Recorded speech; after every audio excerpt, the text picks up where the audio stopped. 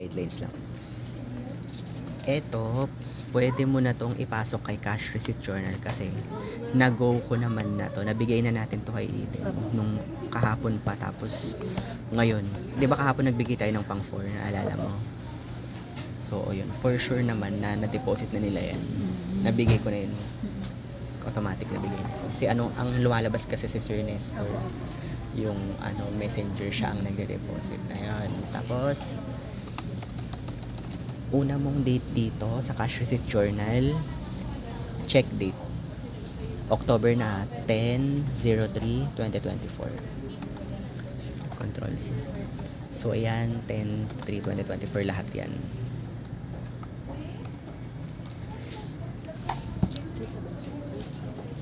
Then, ang eto, pupunta ka muna ng PDC. After mo maglagay ng date dito, punta ka ng PDC. Punta ka ng PDC, Control F mo. Control F mo yung amount. Ay, hindi pala, sorry. Etong check number na lang. Check number 1377398. So, sabi niya siya si Julian Serrano. Si Julian Serrano daw to, 18,005. So, pagka-search ko ng check number, so andyan yung check number. Ang una mong kokopyahin ay ang una mong ilalagay sa particulars ay monthly payment. Monthly payment. Julian Serrano. Basta yung mga pangalan nasa PDC. Dito lang nag-edit. I-change ko na pala to into wala. Sorry. Good na lang. I-change natin to into good kasi Nung kapon po yan? Apo. Okay. Kasi nabigay ko naman na to kay Eden. So, na-proceed na nila yan sa bangko. Okay.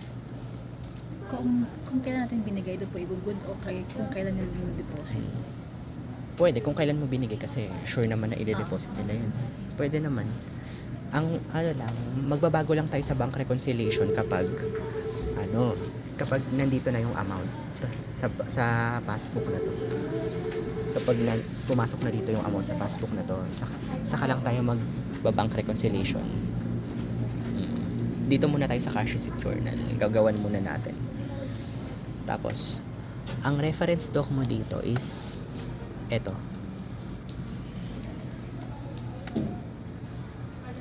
Kinapi ko lang. So, lahat na yan.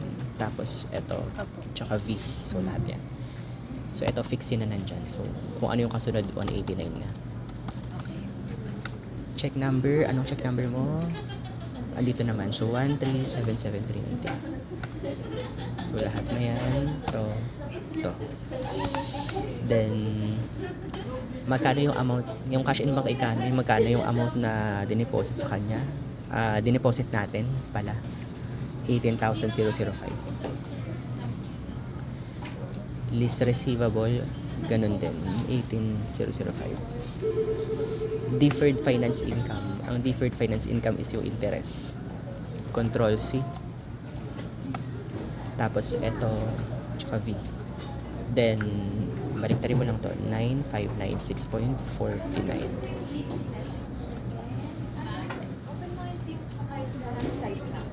So, okay na. So,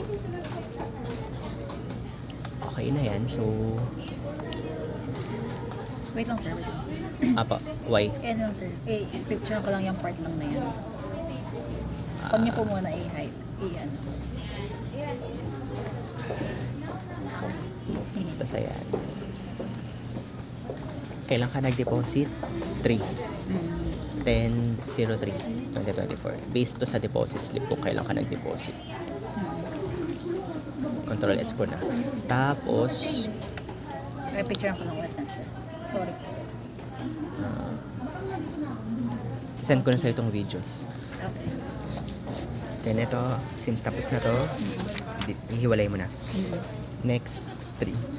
October 3 ulit. Opo. Dito na lang yan. Then, para malaman mo ano pangalan, i-search mo tong check number.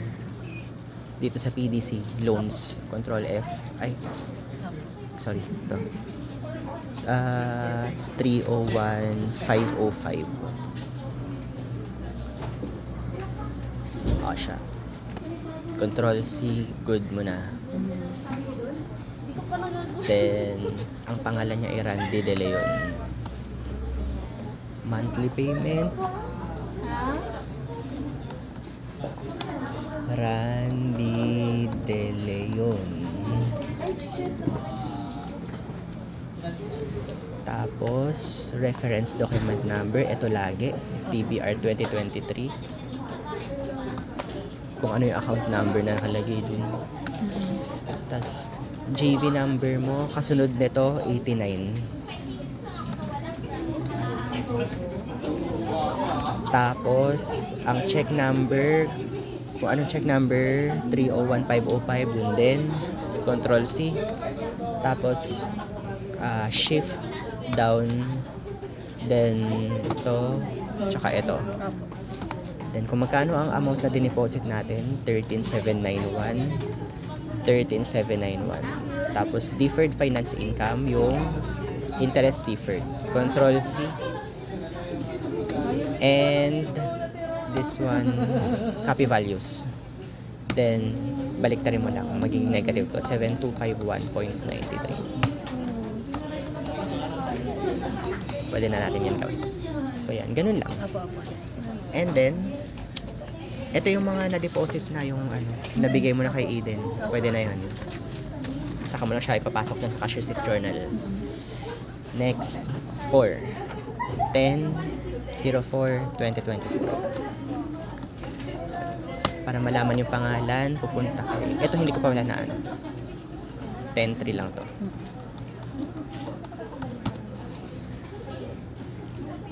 Baguhin mo. 10-3. Yeah. Tapos, ito na. 10/4. Pangalan nito, ano ba?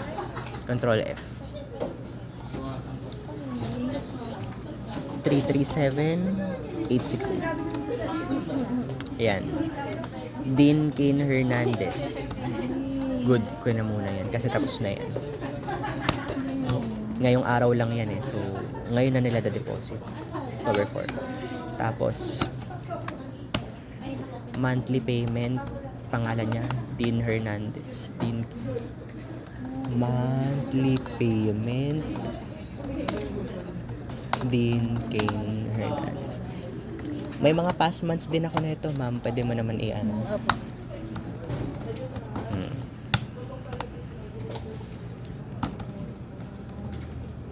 Ay, hindi pala, sorry. Ito pala. Balik ka sa PDC para makopya mo.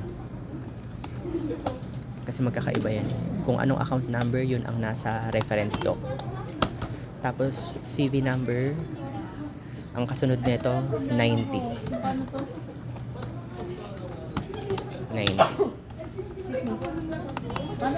Then, check number, 337868. Lahat na yan. Then, 16,870. 16,870. Tapos, deferred finance income.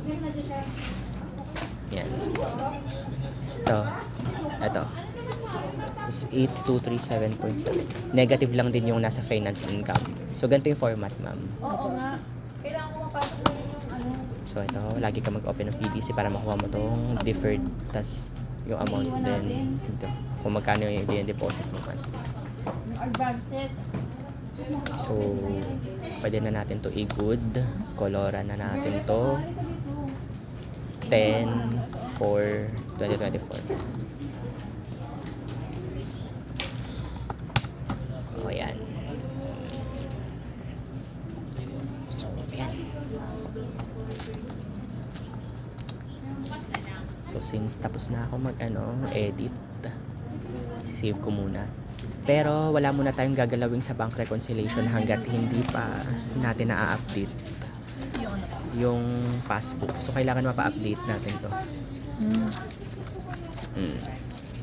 Or pwede naman validated deposit slip kasi sure na talaga yun na deposit. Okay lang yung validated deposit slip instead of this one. Yung validated deposit slip, pwede mo yun mahingi kay Eden kasi dun sa kanya pumupunta yun. Pwede mo yun makuha doon.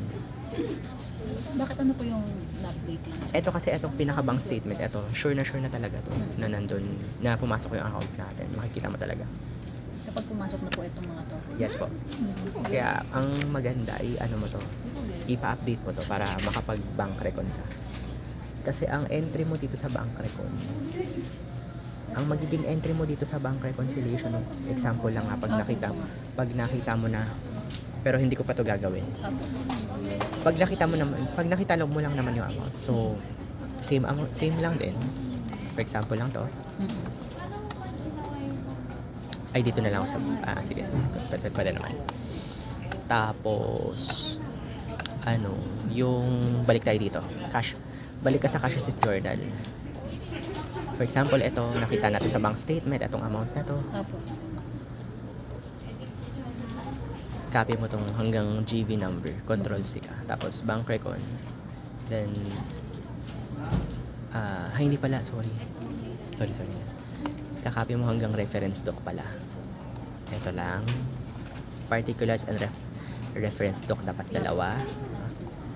Tapos, ito, tsaka ito. So, ayan. So, medyo baliktad lang doon sa part na yun. Yung running balance po yung ilalagay ko rito. Ay, yung Hindi. yung amount na nilagay natin. Sige po, hindi. Tapos, kung nakadebit dito si cash in bank incoming, kung nakadebit siya dito, ang lagay niya dito sa bank recon ay credit si incoming. Credit dapat si incoming. Kung credit, negative. Credit dapat si incoming pagdating sa bank recon, pero dapat main na.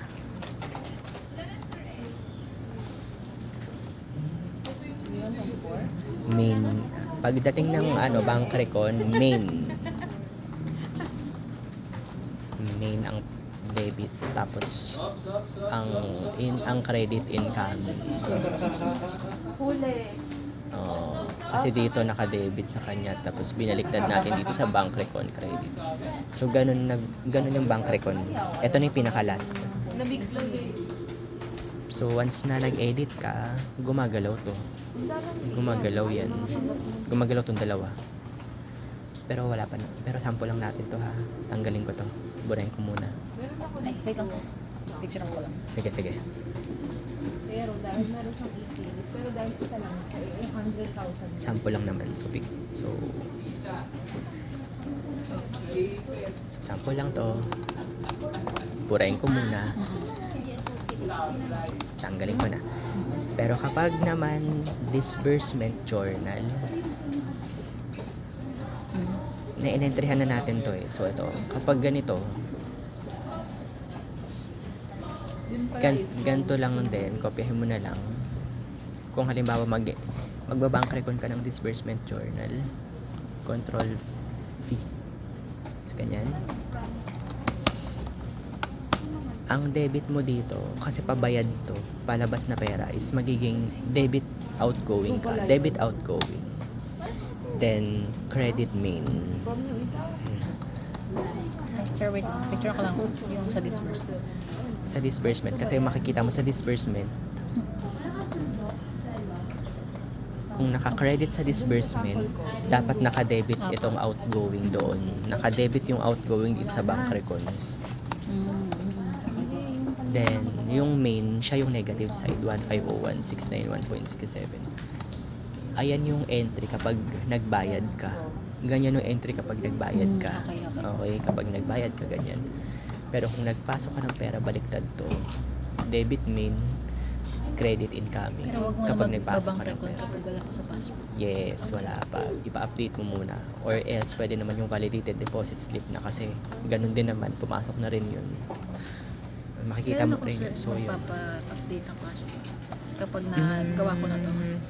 Pwede naman ng kasi... Mga ilang araw after ng deposit. Hindi naman siya kailangang i-update. Pero kung gusto mo i-update, ipa-update mo na sa kanila ng 11. Kanilang hosting copy natin. Ipa-update mo na ng 11. Tapos may pasok ka ba neto? Hindi, wala po ako nun. Absent po ako nun. Pwede mo na ibigay ng Friday kay Eden. Kasi meron ka pa kasing for deposit ng 7 tsaka 10. Okay. 11 na lang ako magpapa-update lagi. Ibigay mo ng 11 ng October 11 tapos October 14 ka na maggawa ng kapag once na na-update to binigay sa'yo October 14 ka na mag-e-edit dito. Tapos magpa-update pa ako ng anong... Sa mga susunod may for deposit ka pa. Mm-mm. 15, 16, 18 for 15, 16, 18 pa at pang deposit mo. Tapos meron ka pang 21. Pa-update mo ng 22. Okay. 23 ka mag-e-edit. Okay. Ganon? Yes. Okay. Ganun ang schedule. Tapos, meron ka pang 26, di ba? May 28 pala, sorry. 28, ipa-update mo na. Ng 29. Tapos, Tatlong bibigay sa'yo ng araw. 30. Okay. And then, pag pumalo na ng end of the month, kailangan mong ma-update pa din. November, wala naman pasok ng November 1, 2. So, November 4, pa-update mo to para may lumabas na interest income. Etong interest income, lagi yung pang last. Laging pang last of the month. Kailan ko po Eto, ipa-update 30. yan? Sa 4? Sa 4. Kasi Okay. walang pasok ng November 1 Apo. tsaka 2. So, magiging Okay. ayun, kailangan mo makuha rin tong interest income. Mm-mm. Kasi pag interest income, kailangan ang entry mo lang din dito. Open natin tong September. Basta tuloy-tuloy lang to, ma'am. Mababalanse ka naman agad pag nagpasok ka dyan. Pero basta balanse ka rito sa PDC.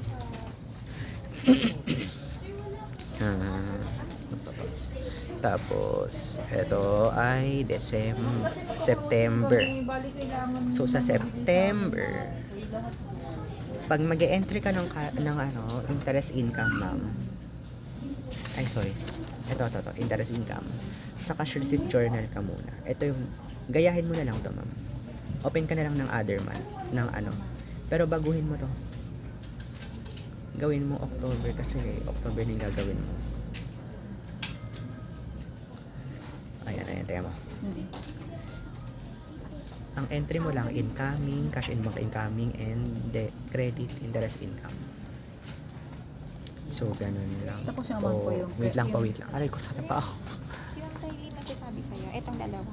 Ano yan? CUV advertisement promo, advertising promo. Saan ko yan? Sa GJ. Sabi niya, Ano po? Sa GJ. General. Hindi. Yung pinakaset niya. Nakasap yan eh. Yung? Wait lang. Ito? Okay. Ganyan na magiging entry mo. Wait lang. Tapos, Check ko lang. wait lang. May binigyan na naman siyang fund transfer. Wait lang.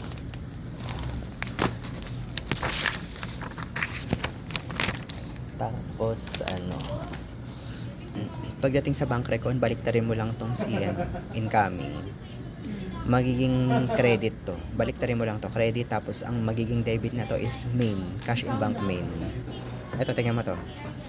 Tsura mo na lang. Ganyan na magiging entry mo kapag interest income. Okay po. Okay. So, yan. So, ito, nagawa na natin to. Sir, yung amount nung sa interest income, yung credit minus debit. Yes, credit. Dito. Yeah, ganun din naman. Credit minus debit, ganun lagi. Deposit minus withdrawal. Okay. So, ganun lagi.